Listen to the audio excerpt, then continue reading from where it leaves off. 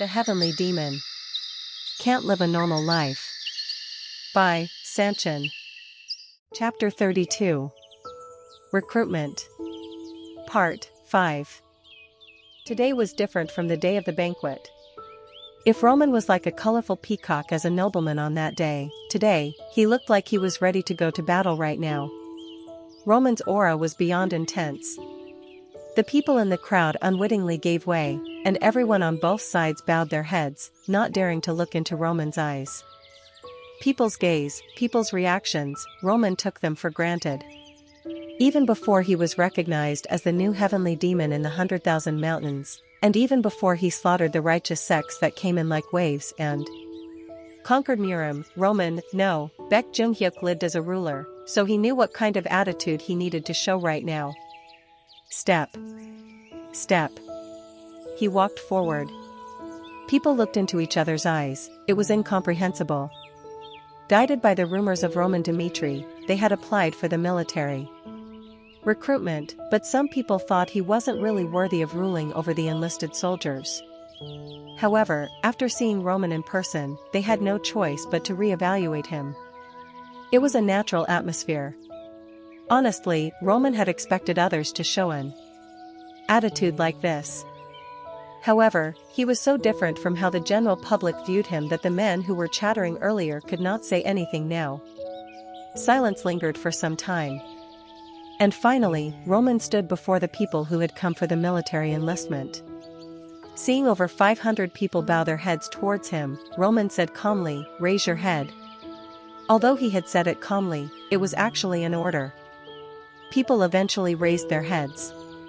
Roman hadn't done anything special yet, but everyone was already caught up in his momentum. As stated in the announcement, today, you have the opportunity to become one of the 30 soldiers who will fight for me. Of course, I will be in charge of the selection process. However, I have something to tell you before we begin the test. I, Roman Dmitri, have no intention of staying cooped up in this remote territory on the outskirts. I will always fight to achieve a higher position than I have at that moment, and while you fight alongside me, risking your life is an unavoidable fate. So, those who aren't willing to follow me with a firm resolve, turn back now. The moment you lose your head on the battlefield, do not resent me for driving you to fight on the battlefield. The only thing you should regret at that moment is that you couldn't witness me standing as the most powerful on this continent while staying by my side. Of course, people were astonished. Roman's speech could only be called arrogant. Roman Dmitri, whose position of successor to the Dmitri family, far from being the most powerful on the continent, was at stake, said he would become the most powerful on the continent in front of so many people. Nevertheless, the problem was that nobody could laugh at it. The charisma that Roman exuded and the firm attitude he showed created the illusion that such a thing could actually happen. I get it. Roman's words are nonsense. However, the rumors and ideals which guided people to come here did not allow them to turn back after seeing Roman with their own eyes. Roman added, "If you pass the test and become mine, you will be able to live your life as a predator who can make their own choices and decide their own life. I, Roman Dmitri, promise you that." That was the end of it. Then, Roman Dmitri stepped back. And finally, the moment when the curtain of the exam would rise came. There was no applause when Roman finished his speech. The tension everyone felt was suffocating. Seeing the people who still couldn't take their eyes off Roman, Chris stepped forward and announced, "From now on, I will tell you how to proceed with the first test." 500 volunteers, Lucas thought the level of those who applied for enlistment was higher than he initially expected, but by Roman standards, there wasn't much difference. Most of these people probably wouldn't even be able to counter one of Chris' attacks. However, for now, it was best to measure the volunteers through another method, and starting from the bottom was not an unfamiliar situation for Roman. Of the 12 people that came out of the cave, Baek Jung-hyuk was the first to form a group. Even back then, there was chaos as many wanted to stay by his side, but Baek Jung-hyuk confirmed whether they were worthy by looking for one thing, and one thing only: what I want is strong mental strength. Those born with the heart of a beast will quickly become strong even if they start from rock bottom. Moreover, only such people can afford to walk alongside me. The heart of the beast was an innate talent, Kevin, who raised his sword without hesitation at the command to cut off his arm, or Chris, who asked the victor how to become strong even after suffering a disastrous defeat. They were two cases which represented those who were born with the heart of the beast. No matter how strong they are, those who do not have the heart of a beast cannot guarantee victory in battles against those born with it. 30 people who would be selected, Roman did not set any particular conditions for them. Why? Even if they did not know how to wield a sword, Roman wished to obtain such talents who would still use a sword or their bare hands to emerge victorious. Chris continued, the test is simple. When the applicant stands in the designated position, the archer we prepared will fire 3 arrows at the applicant. The arrow can either pierce the applicant's body and inflict fatal wounds, or it can barely miss and pierce the plate behind their back. What is certain is that only those who do not move a single inch while all 3 arrows are fired will pass the first test. The first exam was a test to confirm the applicant's courage. The test began. As the first applicant stepped forward, Morrison, who was supposed to go second, could not hide his nervousness. This is supposed to be a test. Everyone has gone crazy. Morrison was an ordinary commoner. Having made a living as a miner in an iron mine, he thought a job that covered him with dust daily was not suitable for him. Naturally, he had always wanted to be a cool knight like Chris. Even though he did not know how much blood and sweat a knight had to shed to get to the level of Chris, he fell in love with his manly delusions while looking at the glistening armor, reflecting the sunlight. To someone like him, the recruitment was a golden opportunity of a lifetime. Thinking that he could learn martial arts while having an attractive salary of 8 silvers per month, he quit his job and took the exam. And, obviously, Morrison had no intention of risking his life for the test. Fuck. His body was trembling as if someone had brought a dagger to his neck. It was terrifying. Seeing the archer pulling the arrow backward, he only wanted to deny the reality that would soon befall him. How the hell is someone supposed to trust that archer? Even if one is a sharpshooter, they cannot always be perfect, and the cost of their mistakes can cost another person's life. I don't want to die. The reason I took the test was to get a chance to become a knight while training as a soldier, but I have no intention of dying in vain, damn it. Ha. He exhaled harshly. The first applicant stood in the designated position.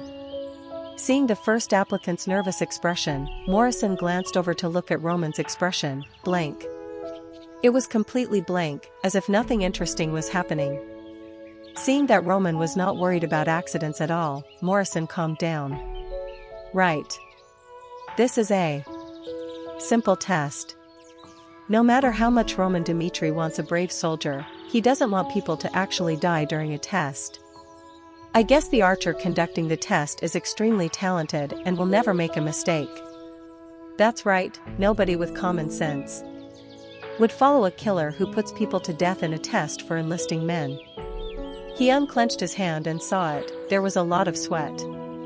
When he first heard how the test was conducted, he thought it was extreme, but after thinking about it, he realized that Chris was deliberately trying to scare people. And fear comes from imagination. Even if the archer shows off his skills during the test, the applicants with a weak mentality have no choice but to be engulfed in fear from the moment Chris warned that they might lose their life. It's a mental battle. He felt certain that if he held on to the fact that nothing would happen, the arrow would definitely miss. Well, even Roman isn't crazy enough to proceed with the trial while ignoring the risks. He was relieved. And, at the exact moment when he took a deep breath, whoosh! Ah! The first applicant fell to the floor while screaming. The first arrow had been nailed to the plate at the back. However, the second arrow went off the path and gracefully pierced the first volunteer's thigh. Whoosh! Ah! The applicant collapsed down on the spot. The strong-looking man fell to the floor and screamed, and blood gushed like a fountain from the part the arrow had pierced. Drops of red blood were dripping all over the place. Chris and the other applicants rushed to treat the applicant, but when they saw the blood that was gushing like a fountain, Morrison and the other applicants' faces turned pale. They saw it, an arrow had clearly pierced his thigh. Obviously, the archer was no sharpshooter. And if the arrow had pierced the head rather than the thigh, the applicant would have died instantly. This is crazy. Did he really mean for us to be prepared for being shot? This is nonsense. Of course, people were agitated. As they looked at the applicant, and then at each other, Chris, who was treating the applicant, laughed inside. As expected. It was all planned by Roman from the beginning, including the first applicant. The archer was a well-known marksman in the vicinity, and the first applicant knew that his thigh would be pierced. Still, he was determined to take the exam. Roman promised him in advance that the archer would shoot an arrow at an area that would not fatally injure him, and he paid a huge compensation in return. It was a good deal for both of them.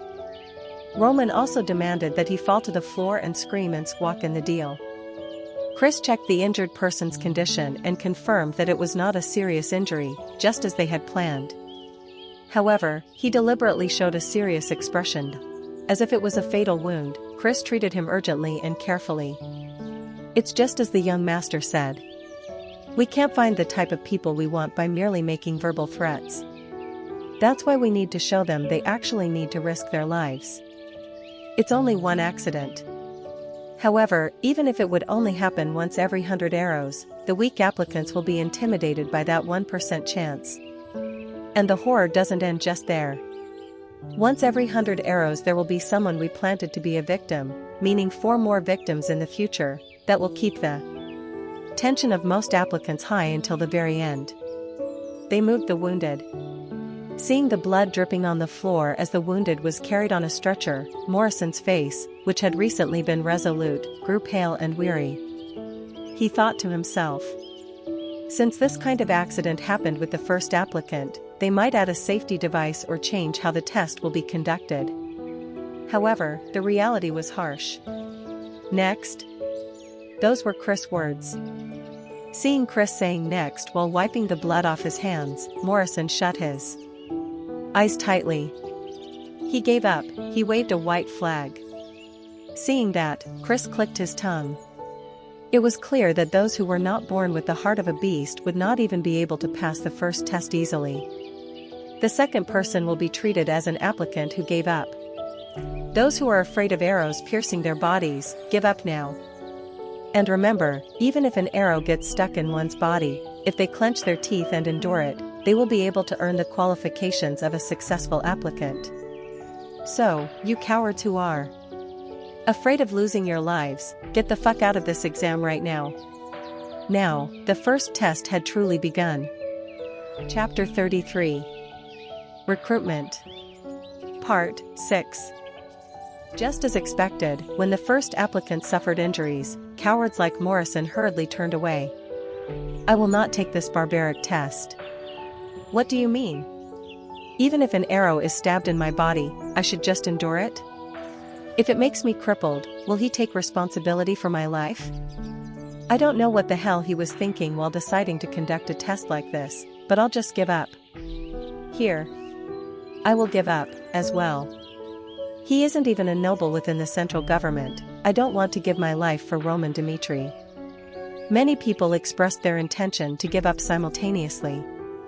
However, Chris did not impose any sanctions on the people who were complaining and leaving.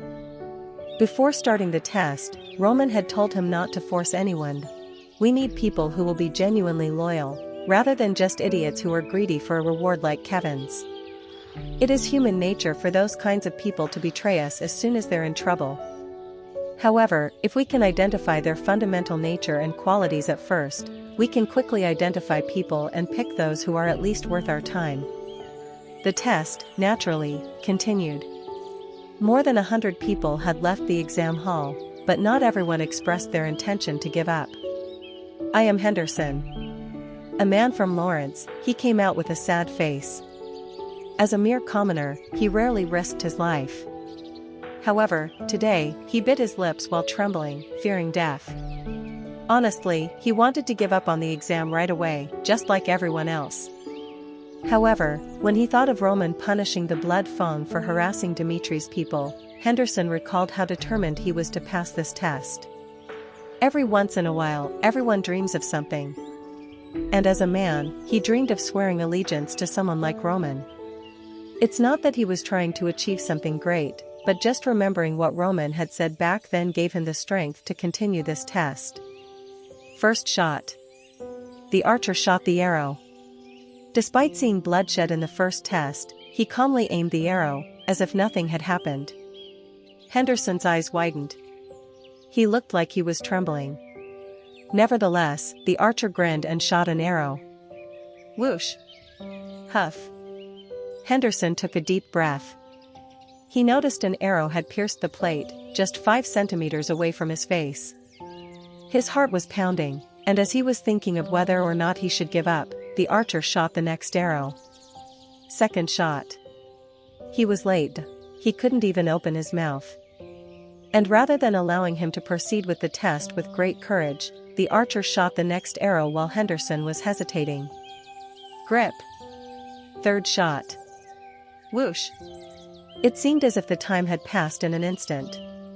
When Henderson confirmed that the last arrow had been safely nailed to the plate rather than his own body, he lost strength in his legs and collapsed down on the spot. A cold sweat was running down his forehead. As Henderson looked up ahead with a pale face, Chris said indifferently, "Henderson, pass." Seriously, it was a test he never wanted to take again. The number of successful applicants was higher than expected. Out of the 400 people who had applied, 120 people passed the first test. Naturally, most of them were shivering like Henderson, but some had passed the first test confidently. All successful candidates gathered in one place. Roman stepped forward. "You all have passed the first test. You all have proven your worth as warriors with this test. However, the number of people I want is 30. Therefore, I will test you once more through the second test." Actually, if any ordinary person had watched the test takers, they would have decided who was more valuable at a glance. Lucas, who finished the test while smiling, was more valuable than Henderson, who was shivering with a pale face. In fact, the two differed from each other in their power too. However, by Roman standards, the difference between the two was not particularly special. Although Henderson felt fear, he did not leave his place while the 3 arrows were fired, and what Roman wanted to confirm through the first test was if one had the courage to suppress fear on their own. Everyone feels fear. And rather than being worn out and insensitive to fear on the battlefield, it is more impressive to see how they handle their fear. And the people gathered here have their own circumstances. The people who had gathered here were those who wanted to enlist even after hearing the stigma of Dimitri's fool. Their reasons for wanting to support him were, naturally, diverse. They could be people like Henderson, who witnessed Roman's appearance in Lawrence and were shocked and wanted to follow him. And there would also be people like Lucas, who were drawn in by rumors and curiosity, or simply liked the rewards for an enlisted soldier. Everyone had their own reason. Nevertheless, Roman wanted to find the hidden gems. Regardless of their purpose and level of strength, he needed people who were born with the heart of a beast, those who would feel awe at their liege, not fear. Therefore, strength was not an absolute evaluation criterion for this enlistment. Lucas must have possessed outstanding skills that earned him the title of a B-class mercenary. However, Roman was confident that he could develop a soldier like Lucas with his teachings at any given time. It was a matter of choice: would he accept Lucas and turn him into a stronger soldier, or would he accept Henderson and help him grow him step by step? Roman carefully looked at the applicants. While talented people like Lucas showed confidence in passing, others lacked that confidence. What I want to confirm from them now is their attitude towards me. Only those who know who I am and feel awe, not fear, can dream of staying by my side in the future. When he met Kevin and even when he met Chris, Roman always proved his worth in the same way. The world of survival of the fittest, in that harsh world, in order to rule over someone's head, one needed visible power, not sweet words. Absolute domination. Roman, as always, longed for blind loyalty. From now on, we will proceed with the second test. The process is simple. Prove your worth by sparring with me. I don't expect you to win. If there are people who can stand up against me for even a single minute, regardless of the reason, they will pass the entire test, and I will give them significant rewards. Roman's speech was, once again, absolutely arrogant. At first, everyone was confused. A whopping 120 people would take the second test. They acknowledged that Roman was a talented person, but even if he dealt with every one of them for a single minute, the test would still take 120 minutes. What did he mean when he said if you hold out for a minute, you'll pass? People reacted as if it were absurd. Roman was, once again, absolutely arrogant. If the remarks he just made were only empty words, they wouldn't be able to hide their disappointment in Roman. Nevertheless, I will take the test first. A person that looked to be a mercenary stepped forward proudly. With a muscular physique approaching 2M and a face covered in scars, it was evident that he had experienced harsh struggles on the battlefield. He was also the kind of person who passed the first test proudly. Nevertheless, as much as he liked Roman's self-confidence, he was furious at his remarks. If I hold out for a minute, you'll let me pass? Roman Dimitri's confidence is very high. If Roman really subjugated the blood fang alone, it would mean he has significant power, but even so, it's impossible to defeat me in just 1 minute. I will prove my worth by passing the exam on my first attempt. Step. He stood in front of Roman. Seeing the huge difference in their physiques, people looked at Roman and the applicant alternatively. Take this sword. Chris threw the sword at the mercenary. It was a wooden sword that wasn't lethal, and compared to the size of the applicant, it was small enough to look like a toy. Start. Chris gave the signal. And the man, who had been waiting for the signal, wriggled his gigantic muscles and slammed his feet into the ground as soon as Chris said the word. Clearly, he didn't intend to pass the exam by holding on for 1 minute. He knew he might become one of Roman's soldiers in the future, but he needed to clarify his position and show Roman what kind of person he was. There was no mercy in his hands. Seeing the sword being fiercely swung toward Roman's neck, people naturally thought Roman would be pushed back by the sheer force of the attack. However, swoosh.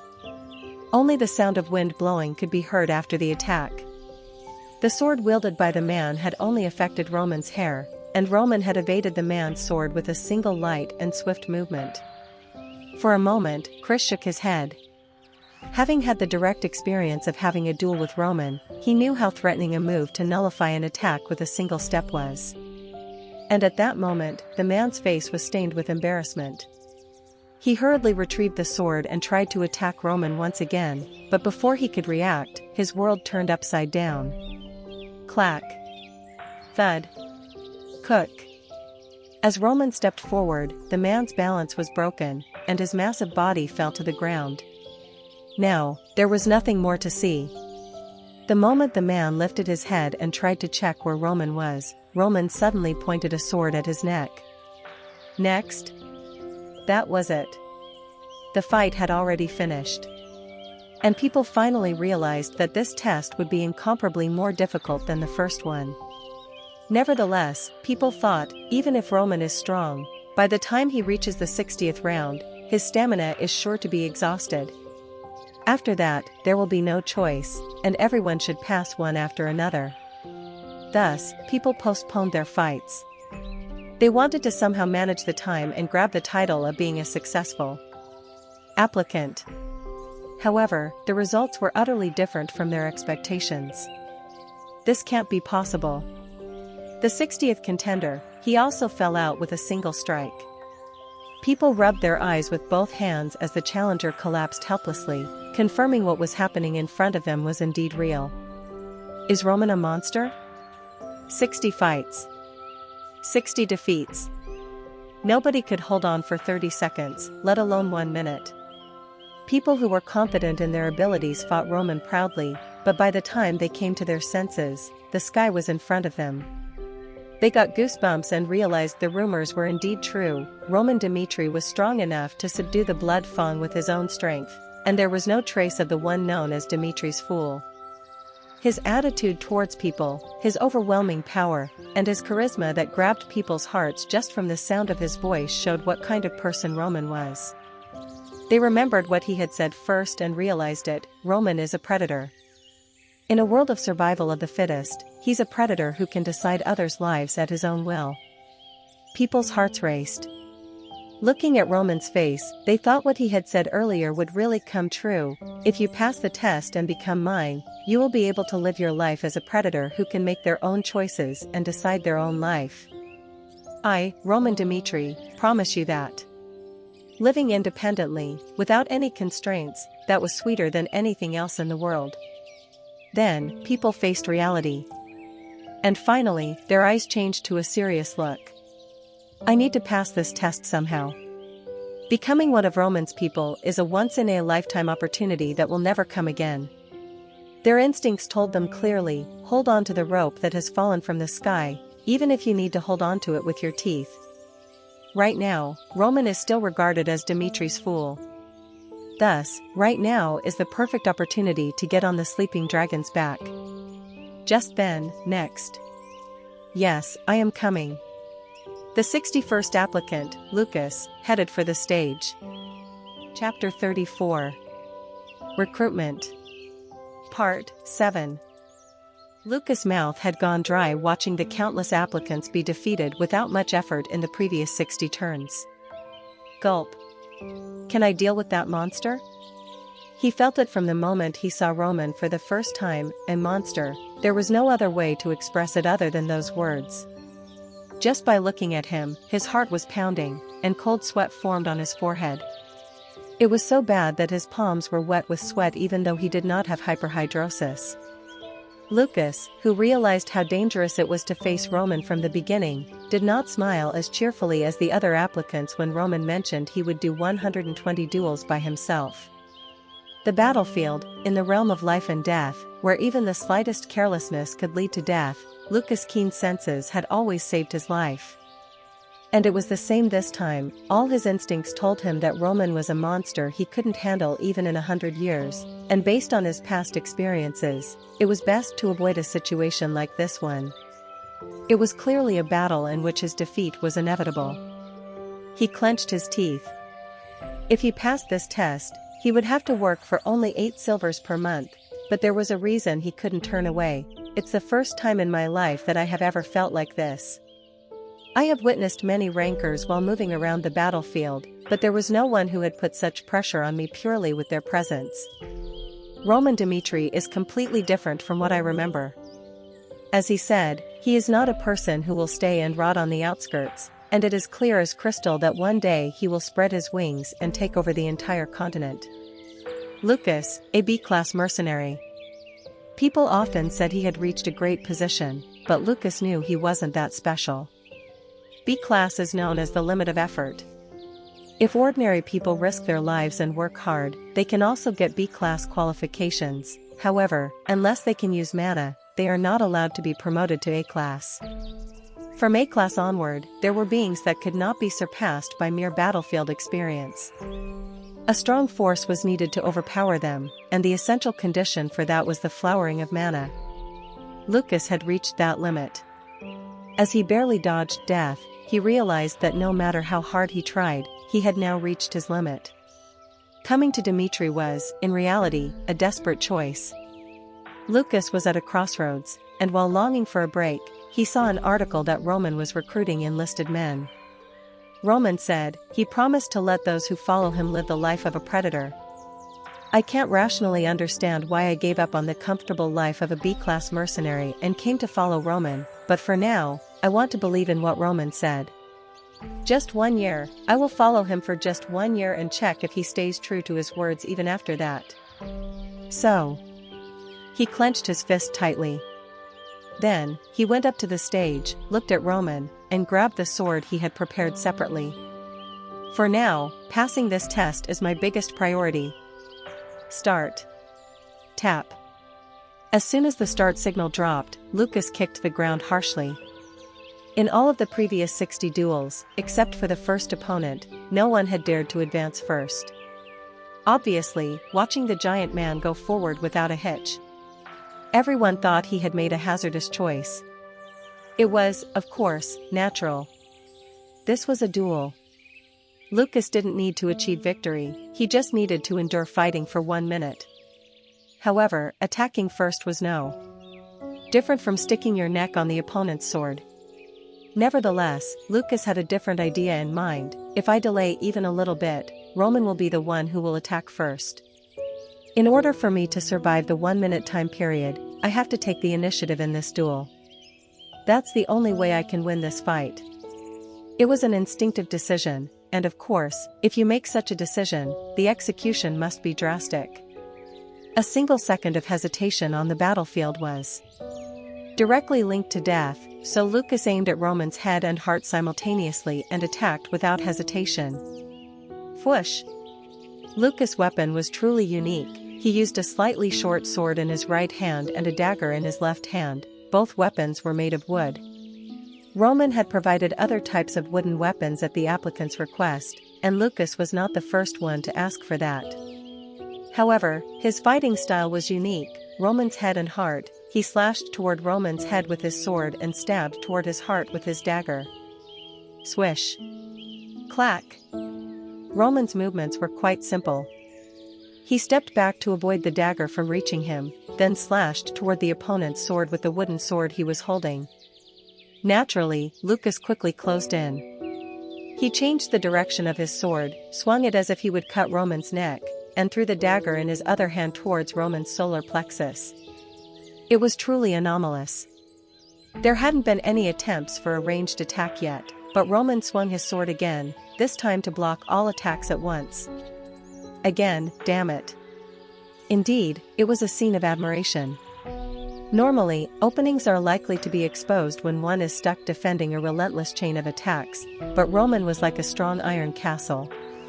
His breath was choked. He wanted to step back in case Roman attacked him suddenly, but he couldn't afford to do that right now. My opponent has no intention of killing me. However, even if it means giving up my flesh, I must not give Roman an opportunity to take the initiative to attack. Only 40 seconds. I just have to hold on for 40 more seconds, so I have to buy some time. Tap tap. Lucas ran even faster. He pulled out another dagger that had been hung on his waist, and he once again drove himself forward while aiming for his opponent with a two-way attack. At that moment, Roman laughed. Lucas, huh? He's pretty good. An attack that ignores one's own life is not a good choice on the battlefield, but he seems to have made a judgment worthy of a duel. Roman realized Lucas had good senses. These types of people are very useful on the battlefield. There is a high probability that Lucas will pass this test with flying colors, but that doesn't mean I will let him hold out for a minute. 1 minute, that is a wall to show everyone how great the master whom they will follow in the future is. By making a definite mark on their first meeting, Roman sought to earn the blind trust of the applicants. Let's end this. Swing. Tap tap. Literally, in an instant, Lucas' attacks were blown away, and Roman's combo attack broke through his defense. Moreover, he hadn't even used the weapon with both hands. Lucas's face was stained with astonishment, and everyone watching thought the match was as good as done. However, just then, Lucas evaded the attack by throwing himself to the ground, and before anyone knew it, he threw the sand he had prepared pre-match on Roman's face. Flip. And that was an obvious foul. Still, in this fight, there were no special rules. Roman had only told the applicants to hold on for a minute, so Lucas did everything he could.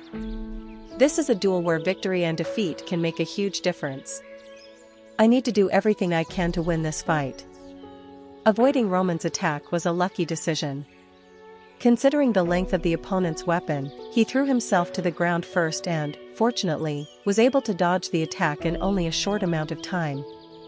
After that, he immediately sprinkled the sand he had brought in his pocket. He had thought he could never win under normal conditions, so he thought the result would be different if he could temporarily obstruct Roman's view. Flip. Roman was successfully hit by the sand. And as soon as Lucas fell to the ground, he got up again and ran like a bull toward Roman. He can't counterattack. Now is my time to seize the opportunity and defeat him. However, Lucas, who was about to reach Roman and swing his sword, looked up, then, his face became pale. Huh? Roman was looking straight at Lucas. Naturally, Lucas was confused. He thought that Roman might have avoided the sand, however, as soon as he saw the sand in Roman's eyes, he was speechless as if someone had sewed his mouth. Clearly, Roman was hit by the sand, the foul worked out as intended, but Roman did not close his eyes despite the stinging impact of sand hitting his eyes, and was instead looking at his opponent clearly. The red eyes, he should have closed them tightly and complained of pain, but when Lucas saw him, he noticed Roman was only waiting for him to rush toward him. At that moment, thud. I surrender. Lucas threw away his sword. Raising his hands, he announced he had no intention of fighting anymore. It was a quick abandonment, he had only done it due to his experience on the battlefield. Lucas' plan, Roman already knew about it. Even though Roman saw him reaching into his pocket, he wanted Lucas to show him what he was capable of. Thus, he was hit with the sand. And despite the stinging shock, he looked straight at Lucas without closing his eyes. Never take your eyes off your opponent. That was something I learned when I was at the bottom of the demonic cult. The teaching was absolutely ingrained into the trainee's bones to the point where one's bones would hurt. He remembered the past, the demonic cult, while learning martial arts there. The first thing the trainees trained in was to not close their eyes, no matter the situation. A martial artist was, in the end, still a human being. And being blind was equivalent to being dead, so they were told not to close their eyes under any circumstances.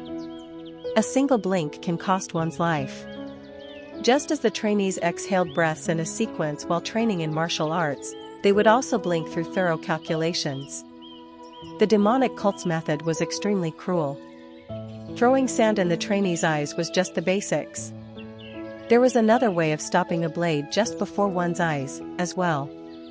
Obviously, sometimes accidents occurred. However, even when a trainee with a dagger in his eye screamed while kneeling on the floor with his head down and blood dripping from his face, the people training with him did not turn their attention. In the world of survival of the fittest, blood and screams were like everyday things. And knowing that the cost of the trainee's slight flinching was the direct cause of the accident, everyone only clenched their teeth and struggled not to move. Training like that, that was how the heavenly demon was made. Lucas, I don't know how much blood you have seen on the battlefield, but the blood that I, as Baek Jung-hyuk, witnessed was enough to flow and make an ocean. Thud. Lucas surrendered. He threw away his sword and made it clear that he had no intention of fighting anymore. The test was now over. However, Lucas and the other volunteers only stood in place and watched, thinking that Lucas would be punished. If I had known something like this would happen, I wouldn't have even thought of using sand. Lucas' original plan was different. He was trying pass by holding on for 1 minute, regardless of any means or method. However, in the end, he surrendered. Obviously, he knew how ugly this was. Even if their necks were blown away, those who were called warriors did not dare to speak of surrender. Nevertheless, Lucas was not like that. He was a realist. Recognizing his last-ditch plan had utterly failed, he was momentarily overwhelmed by his opponent and surrendered. He must be disappointed in me. No, he probably didn't even expect anything great in the first place. He swallowed his saliva and awaited punishment. He might be mad at me or announce that I am eliminated in front of everyone. Lucas thought his greed had ruined the situation. However, he would still have made the same judgment if he could turn back time. Lucas was such a person. Seeing the blood on the front lines, he had to live without shame to survive in a place like that. However, next. At that moment, Lucas looked up at Roman with a bewildered expression. He did not get angry, nor did he ask why Lucas had committed the foul. The only word he said was next. That meant Lucas didn't do anything wrong and didn't need to be punished. Thus, even a B-class mercenary who had experienced many things in the world couldn't hide his bewildered expression due to Roman Dmitri. Chapter 35. Recruitment. Part 8. The precedent set by Lucas was important. Those who watched Lucas duel understood that there was nothing wrong with committing a foul. And obviously, people did everything they could to survive 1 minute in the duel. Aha! Thud. 70-second duel, the giant man screamed and swung his great sword. However, a big move was unlikely to work against Roman, and as such, after his sword cut through the air, he picked up a stone from the ground and threw it toward Roman's face. It was a surprise attack. Roman turned his head to the side to avoid the stone, and then he kicked the man, who was about to attack again, in the face. Smack. Cook. His blood spattered all over the ground. Then, his pupils loosened, and he fell to the ground right on his face. Next. A foul was not a condition for elimination. However, the moment someone crossed the line, Roman ended them. In that respect, Lucas was clever. If Lucas had not given up in the duel, Roman's sword might have broken his body. Naturally, the test continued. 80th turn, 90th turn, and the 100th, as well. Even though the applicants kept on coming, no one could hold out until the 1 minute Roman mentioned. From a certain moment, even those who were smiling at the rules of the second test looked at Roman with a shocked face. The current situation didn't make even a little bit of sense. Roman had spent over an hour fighting 100 duels. Even though it would be natural if he had ragged breathing, Roman was still showing stable breathing as if he was fighting for the first time. His physical stress was not visible at all. Naturally, such a scene was nightmarish to the applicants, and they couldn't even dare to think of winning now as they knew that the test would end soon. They didn't know about Roman. He had created a mountain of corpses and a sea of blood. At the edge of death, no one shows you mercy. If you can't manage your breathing, your movements will naturally become sluggish, and then you will be just another corpse lying on the floor. That's why Baek Jung-hyuk learned how to fight till the end. Breathe in and exhale. The natural mana obtained through breathing in a continuous process circulated inside the body and properly got rid of the fatigue of the body. Roman's body is still weak. It was natural for 100 duels to be physically burdensome, but after taking proper care of his body, which had become stronger due to the body transformation, Roman proceeded with the duels as if he was fighting the first duel. This is a fight without mana. As Baek Jung-hyuk, who fought for 3 days and 3 nights straight during his conquest of Murim, his stamina could not be exhausted by such a light battle. Honestly, the applicants were utterly wrong. They thought that delaying their turn would give them an advantage, but Roman did not falter even a bit, thus, the fear crushed their hearts. Next. The last applicant, it was the 120th duel. He went to the stage with a face that had already accepted defeat, and didn't even last 10 seconds, let alone a minute, as everyone expected. With a single blow, the applicant was on his knees. Seeing his wooden sword break with just a single strike, he voluntarily declared he would surrender. Now, the test was over. And when the 120th duel's conclusion was reached, people looked up at Roman bewilderedly. What the hell are we looking at? They couldn't understand it even after seeing it themselves. Roman Dmitri, his change was beyond their comprehension. All the test takers had lost to Roman. Nevertheless, defeat did not mean elimination. Chris sent all the desperate applicants back and announced that he would declare the results 2 days later. The next day, Roman handed over the list of successful applicants to Chris. This is a list of successful applicants. Starting today, you will take charge of these 30 people and conduct training. I understand. Tap. He received a list. Then, as he turned the first page, he saw a familiar name. He said his name was Vulcan, right? He was the first challenger in the second test. He was a man who dared to take on a challenge but fell out at once. Although the content of the match was insignificant to most, he was still a person who had enough qualifications to enter the list of the 30 successful applicants. The master must have highly appreciated Vulcan's courage. Even though it was clear as crystal that the 120th person would have an advantage, Vulcan challenged him and attempted the first duel without hesitation. and he got destroyed. However, considering his courage and physical condition, he is an exceptionally talented person for a private soldier. Whip. Chris turned the page. Most of them were understandable. Even if they couldn't show much performance against Roman, those with a strong will and satisfying conditions passed. And Henderson? There were also unexpected people. Henderson was an ordinary person. He also managed to pass the first test, but he showed a passive attitude in the match with Roman and was eventually eliminated. So, Chris thought he would be eliminated. Unlike other successful applicants, he had a weak will and body, and there was no reason for him to be included in the list of successful applicants. Still, he accepted his master's decision. If it was the Roman that he knew, he wouldn't pick someone without a reason. However, when he looked at the next page, he had no choice but to ask a question. Lucas passed as well? That's right. I admit that Lucas is a talented B-class mercenary and has enough qualifications. However, he is a cowardly and selfish person.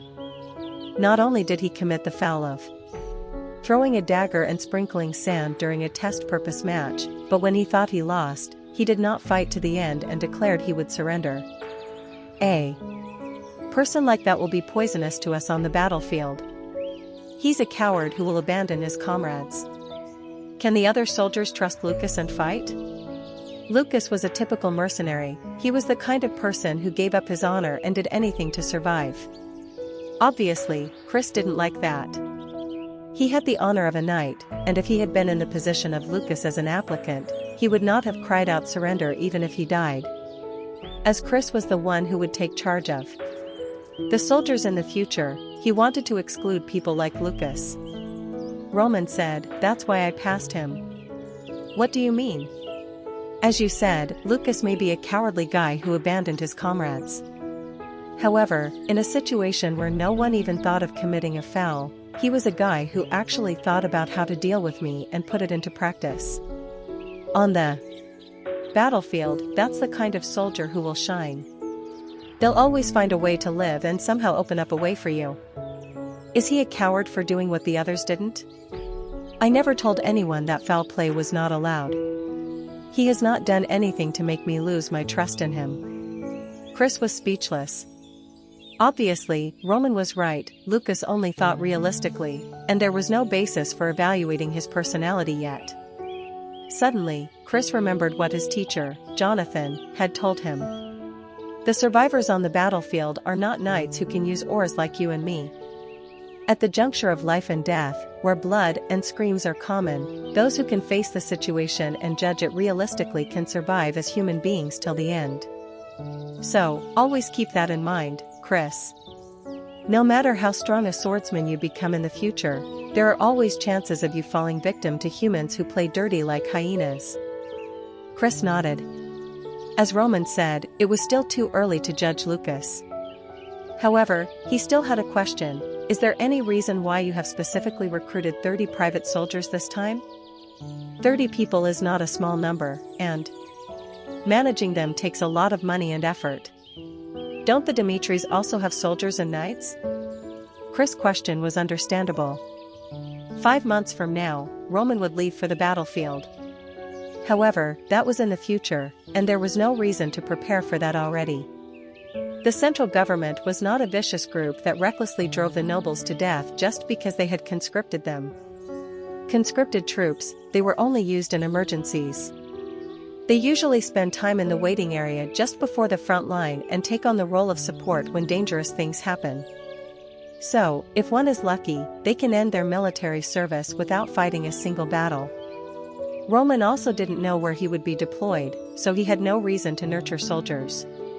Moreover, Dimitri was a fringe, as it was an area where battles were not common. It was burdensome to maintain 30 people by giving 8 silvers per person from 5 months before the conscription. Chris, he had served as the deputy commander-in-chief of the Dimitri Knights.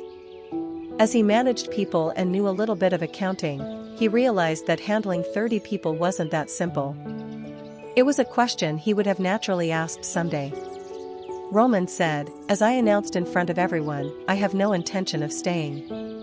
cooped up on the outskirts and watching from the sidelines. One by one, I plan to climb up by stepping on the things I see in front of me one by one. So, who do you think my immediate enemy is as of now? The first goal. When Roman asked about it, Chris immediately thought of someone. No way. He didn't want to believe it. I knew Roman had become aggressive, but I didn't know he had such dangerous thoughts. That's right. Roman's death, the cause of that death. We will prepare for the war against Barco from now on. Then, with the central government's approval, the Barco family officially issued a statement announcing the start of the war. We believed in the promises of the past and waited for Lawrence's decision.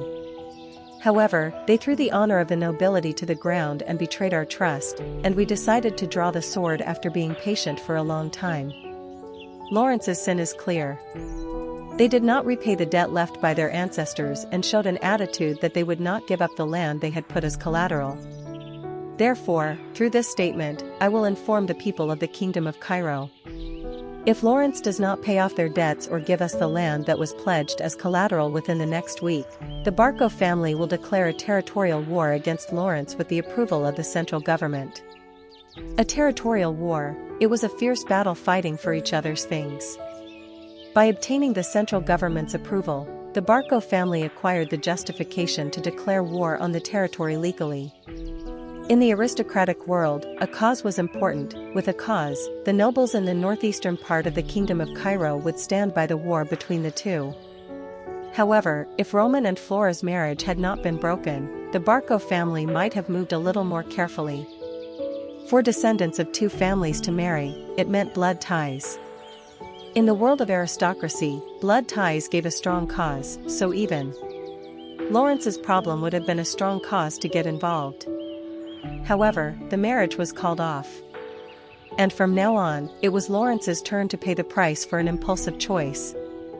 I hope you will choose wisely. If you keep your inheritance and don't take this letter seriously, Barco's flag will soon be planted in the heart of Lawrence. We don't want war. However, please do not forget that it is Barco who, if necessary, will become bloodthirsty. It was a one-sided notice.